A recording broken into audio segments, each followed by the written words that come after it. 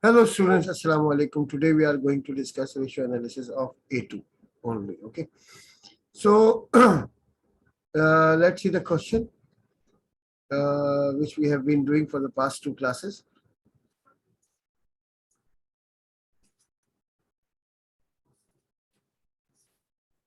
Okay. These are the questions this is the question we have been doing for the past two classes for ratios of O levels and AS. And now for today it's purely a class for A2 actually. But what happens, the ratio which are given in the syllabus for A2, okay, let's start with the, okay. Okay, now today purely our class is for A2. Now, first ratio in A2 is working capital cycle. Working capital cycle. Okay, so purely we are doing ratios for A2. Okay. Okay, my dear. First is working capital cycle. So how calculate working cycle? Trade receivable.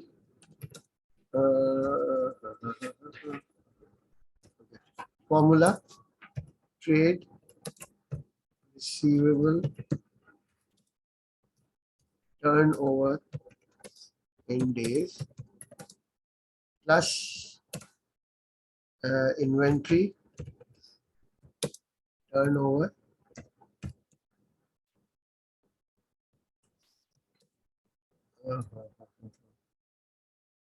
inventory turnover minus payables turnover in day. Okay, now okay, now we'll follow the same question which we did for AS and O levels. In this question, if you see the efficiency ratios, the first efficiency ratio was inventory turnover, and the result in inventory turnover was 93 days, and receivable turnover receivable turnover is 110 days, and payable turnover is 88 days. So from the same data, what we'll do, 110 days for receivables plus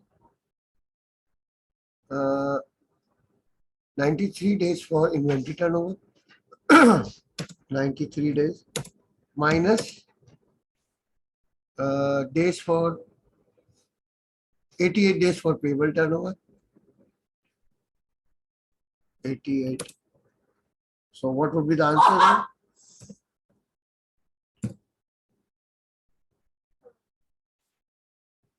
What would be the answer then? 110 plus 93 minus 88. So 115 days is your working capital cycle. 115 days. Okay. Then this is the first ratio for A2, working capital cycle. So we have to take trade receivable turnover in days, inventory turnover in days, and payables turnover in days, but with the negative thing. Okay. Now, next. Okay. Net working assets to revenue. Second is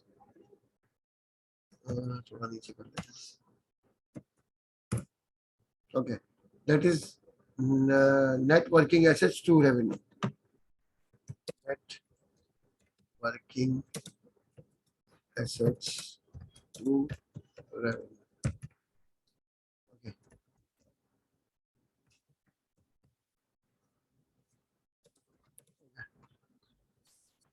Now, the formula is net working assets divided by net working assets, okay, divided by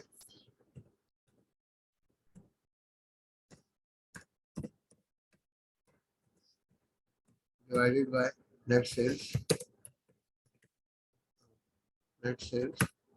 okay, multiply by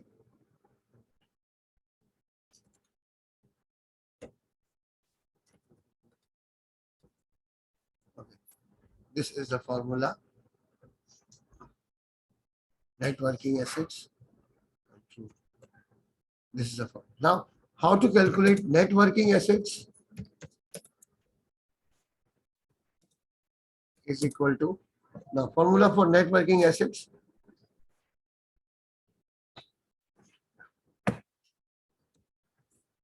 inventories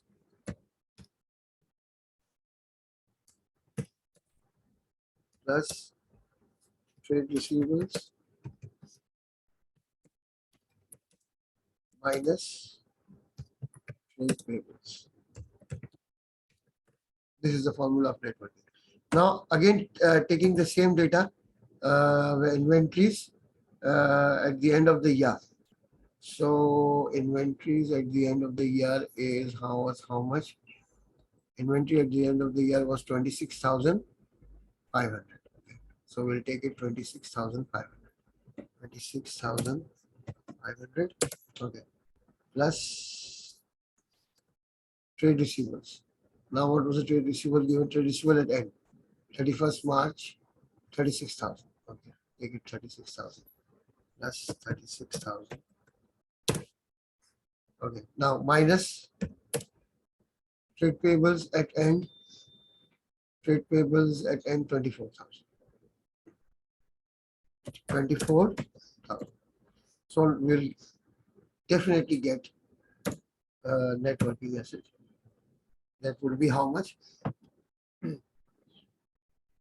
26,500. 26,500 plus 36,000 minus 24,000. Answer is 38,500 net working assets. Okay. Now, how to calculate? Now we can calculate net working asset to revenue very easily, no problems. Okay. So net working asset to revenue. Net working assets to revenue is equal to 38,500. 38,500 divided by, what was the net sales? What was the net sales in this question? Okay. 120,000. So 120,000 is your net sales. Okay. And multiply by network extender. So what will be the answer then? What will be the answer then?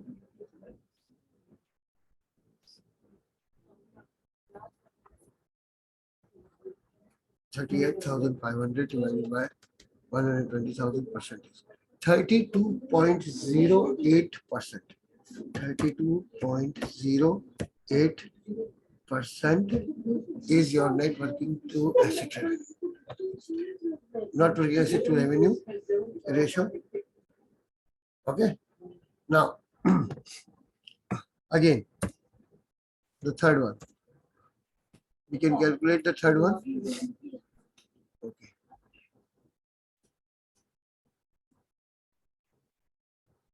Okay. Now, after these two ratios, the further ratios can only be solved with the new data. Okay. Mostly these ratios which we are going to do for A levels, mostly they are related to joint stock companies or limited liability companies, what we call. Okay. So let's start with our first, the fourth ratio number 3. Okay. Ratio number 3, first and second we have done with the previous data, and now using the new data we'll use it. Now, the first is income gearing. Income gearing. Now, how to compute income gearing? Income gearing is equal to interest expense divided by PBIT. Interest expense, okay, divided by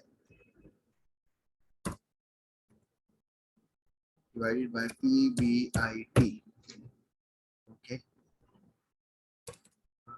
multiply by. Now the question is, what is PBIT? Okay, so now the question is, what is PBIT? So PBIT is profit before interest and tax. Now, how much is the amount of interest? How much is the amount of interest? Interest amount is 250. Okay. And PBIT means profit before interest and tax. It means operating profit is 1,400 and multiply by 1. So what would be the answer then? So what would be the answer then? Using this data. Okay. 250 divided by 1400, percentage 17.857. 17.86. Okay. Round off to the nearest hundreds percent. This is the answer. Income gearing. Interest expense or PBIT. PBIT means profit before interest and tax. That means operating profit. That is 1400. Okay. Now next, next is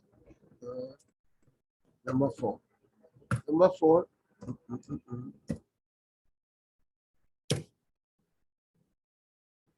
Number 4. What's wrong with that?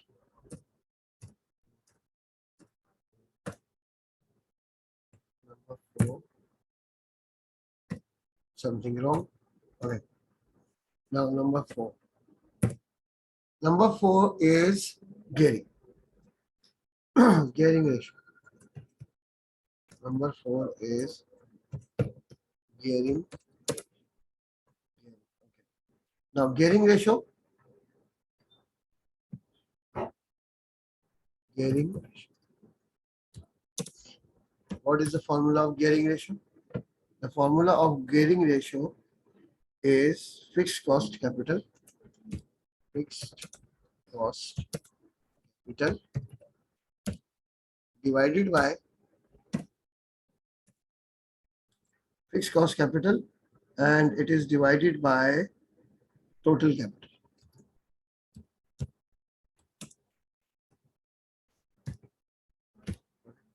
Now, using this formula or understanding this formula is difficult. So what we do, we'll write the formula in another way so we can understand that. So fixed cost capital means non-current liabilities plus preference share capital. Non-current liabilities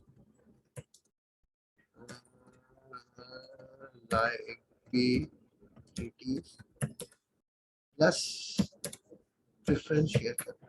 Preference share capital. Okay, this is fixed cost capital. Now, fixed cost capital. This is called fixed cost capital. Divided by now total capital.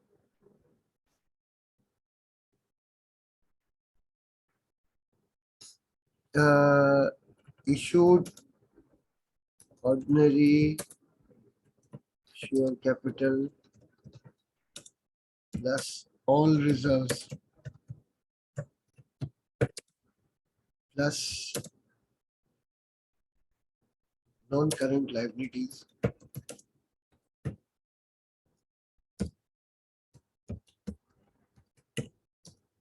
plus preference share capital.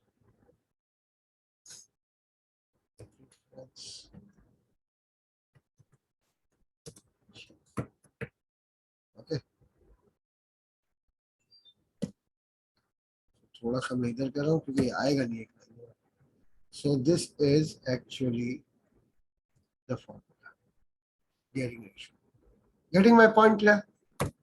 Fixed cost capital means non-current liabilities plus preference share. Actually, non-current liabilities and preference shares, why they are called fixed cost capital?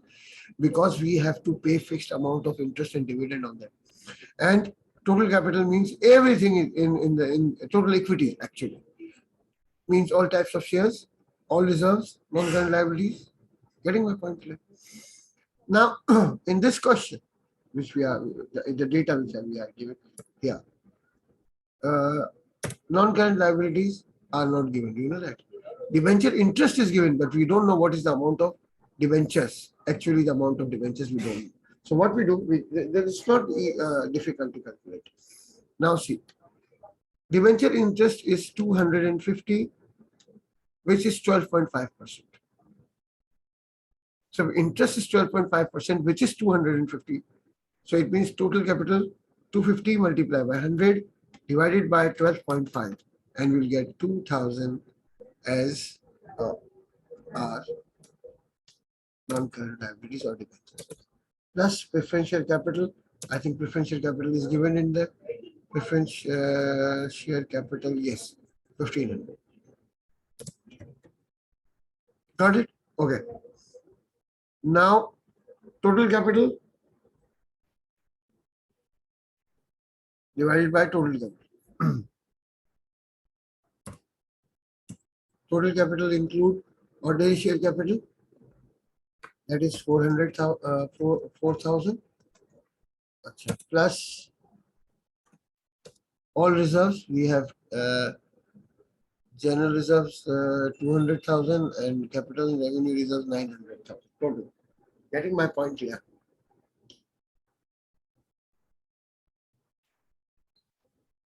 Okay. Now 900. Okay, we have calculated 2,000 are long-term liabilities plus 1,500, 1,500. This is our total capital. This is fixed cost capital divided by. Getting my point clear? So what would be the answer then? The answer would be 2,000 plus 1,500. Okay. 3,500 now denominator 3,500.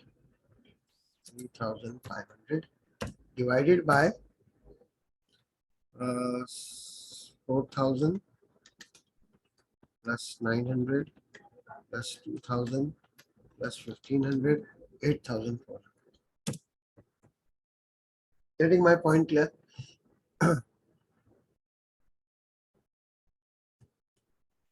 So what would be the answer then? The answer would be, okay, we can make it what we forgot. In gearing ratio, we can use the ratio as a percentage also. So if you multiply by 100 every time, multiply by 100, multiply by 100. So the answer would be 3,500 divided by 8,400, percentage 41.66% is the answer. 41.6666 means we can make it 41.67%. Getting my point clear? This is gearing ratio. Okay. Now,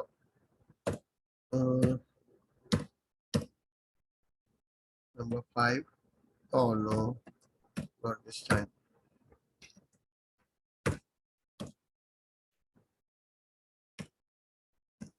Not this time. Number 5. Oh, again the same problem.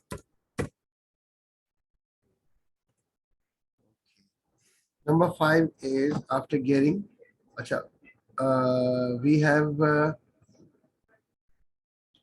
earnings per share. Earnings per share. Now, earning per share means net profit minus preference share dividend. Preference share dividend. Okay, divided by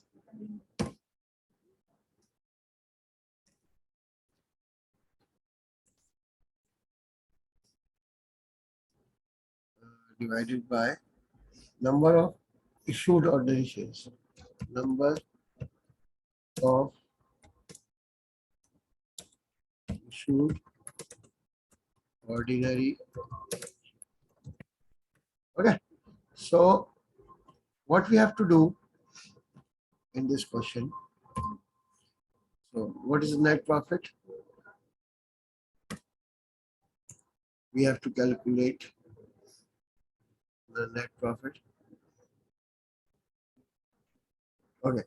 Now net profit in this question is 750,000. No problem, 750 minus preference shares dividend is 120,000. Okay. Okay. Divided by number of shares, ordinary shares issued. Number of ordinary shares issued is, you know that we have to be careful by calculating number of shares issued. Now we have 4,000 multiplied by 1,000 because every figure is given in thousands. This is around unit 10, 100,000, 10,000, 1,000, 4 million. 4 million divided by 10. So the answer is 400,000 ordinary shares of $10 each. So we have to divide it with 400,000. Getting my point clear? So now in this case, we have to take all the figures in thousand. 750,000 minus 120,000. Are you getting my point clear? Because we have to take the issued share, the number of shares issued. So we are taking all the figures in thousand. Okay, previously we were doing it, we were not using it the 1,000 figures. Okay, now 750,000 minus 120,000 divided by 400,000. The answer is 1.575. Earning per share is $1.575. Getting my point clear? Okay. Earning per share is $1.575. Are you getting my point clear? Okay. Now number 6. Now number 6. Number 6 is price earning ratio. Price earning ratio. Okay. Price earning ratio is equal to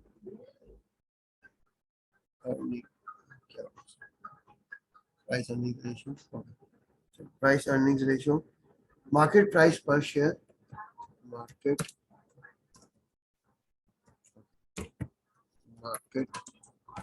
price per share divided by earnings per share. Earnings per share. Okay, now in this situation, market price control earning per share we know. Okay. Now market price per share is given, I think, in the question is $30. Okay, 30. Okay, divided by 1.575. Getting my point here.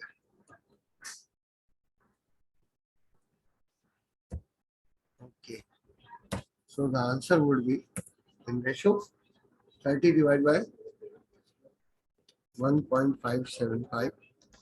The answer is 19.04. 19.04 ratio. This is the price earning ratio. Getting my point clear?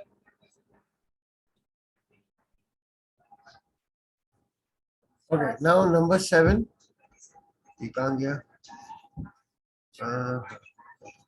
ऐसा कैसे next page पे चलेगा. Number 7. Number 7 is dividend yield. DV. Oh my God.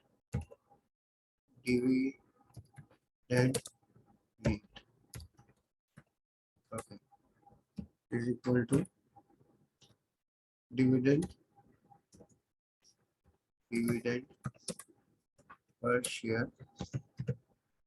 Dividend per share divided by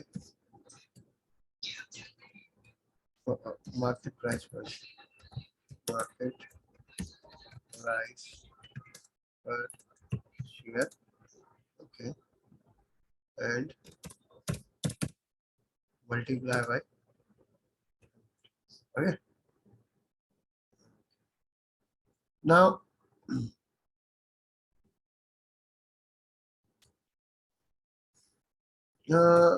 if we calculate dividend per share is how much?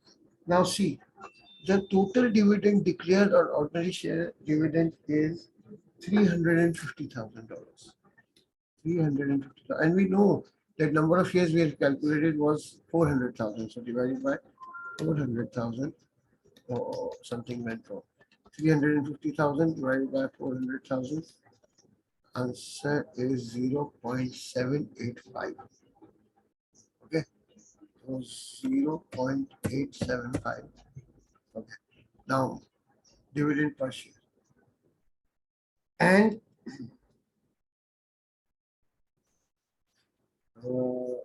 divided by $30. Okay, multiply by 100.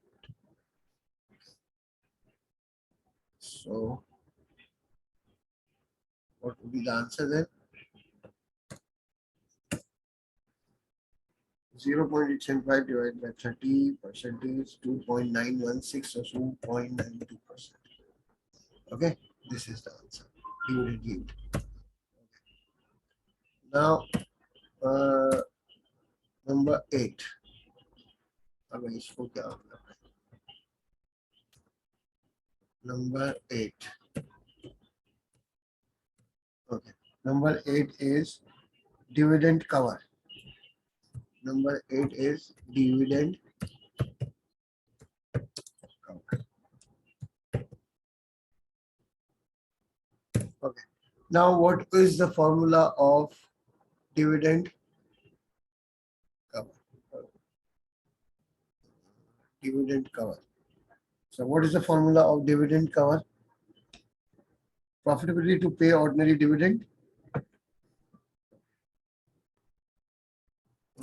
Profitability to pay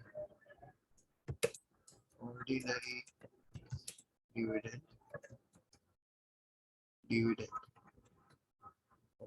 Now profitability. This is profitability divided by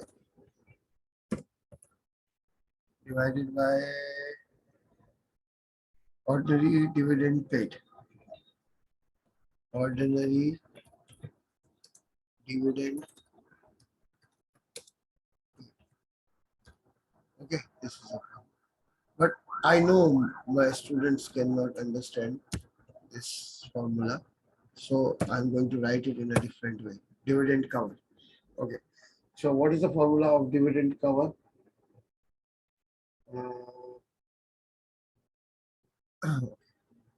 Profit after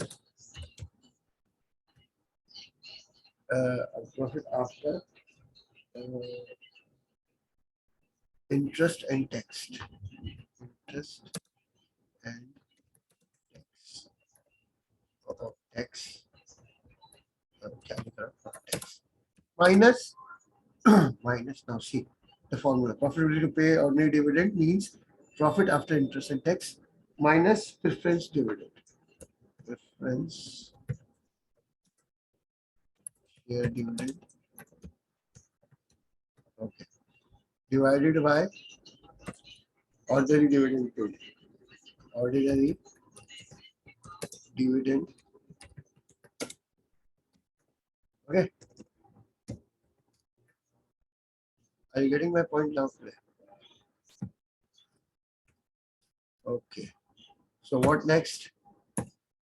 Profit after interest and tax is how much? That is net profit $750,000. We have to take it in dollars, huh? $1,000. Okay. Minus minus preference share dividend. Preference share dividend is how much? Preference share dividend is 120,000. Okay, 120,000 divided by ordinary share dividend paid is how much? Ordinary share dividend paid is 350,000. I think. Okay, 350,000. Getting my point here. So what would be the answer? Okay. So what would be the answer now? Dividend cover. So dividend cover would be how much? Okay. 750,000 minus 120,000 divided by 350,000. The answer is 1.8 times. 1.8 times dividend cover. Okay. Now,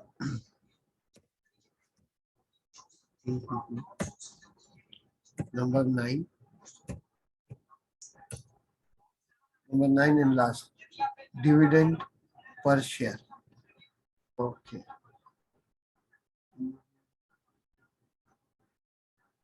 Dividend per share.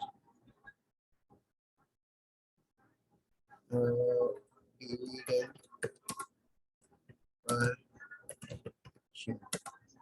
I think we have already calculated dividend per share. Dividend per share is equal to ordinary dividend, ordinary dividend paid, okay, divided by number of ordinary shares issued. Number of issued ordinary shares. We've already calculated that for another thing in problem 7. Okay. So ordinary share dividend is $350,000 divided by $400,000 number of shares we have already calculated, and easily dividend per share. How much is dollar? That was supposed to be dollar 0.875. Got it? So these are specially designed and ratios for A2. Okay, but all my A2 students, please remember that you do not have only these 9 ratios. These above ratios means profitability ratios, efficiency ratios, and liquidity ratios. They can ask for it also in your A2. Are you getting my point here? So for A2, all ratios. For O and AS level, we have only till profitability ratios. These 9 ratios are specially designed for A2. Okay. So that's all for today. Okay. Subscribe my channel. If you want me to solve something special for you, leave a comment, any suggestions. You are most welcome. Thank you. Take care. Allah Hafiz.